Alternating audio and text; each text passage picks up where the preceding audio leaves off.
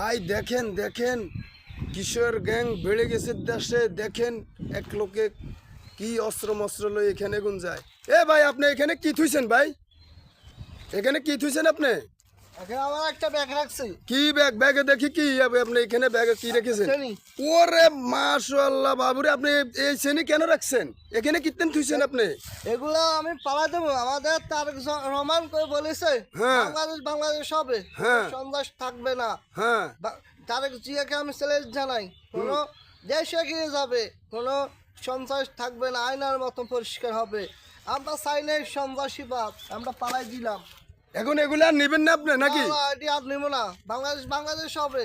সকল বিএনপি বাইকে চ্যালেঞ্জ জানায়, বাংলাদেশ এগিয়ে যাক। তারেক রহমানকে আল্লাহ পাক বাঁচা রাখুক হাজার বছর। আলহামদুলিল্লাহ, আমরা সকলে সুন্দরভাবে মিলেমিশে থাকি, আমরা এগুলো থেকে পরিহার থাকি।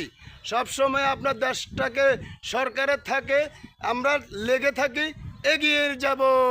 এগিয়ে যাবো সবাই। আপনারা দোয়া করিবেন আমাদের সরকারের জন্য, সবার জন্য, সবাই সুন্দরভাবে মিলেমিশে থাকুক, দুয়ার খুলে যেন ঘুমাইতে পারে, এটাই আমরা আশাবাদ এটাই করি, আমরা চাই। এটাই চাই আমরা। দোয়া করিবেন।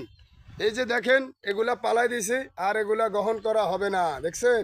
আর ইমরান ভাই আর খারাপ লাইনে থাকবে না, ইনশাল্লাহ দেশ এগিয়ে যাবে, সরকার নিয়ে যাবে। আমরা সরকারকে সহযোগিতা করব ইনশাল্লাহ। বলে আজিজ, ধন্যবাদ। ধন্যবাদ।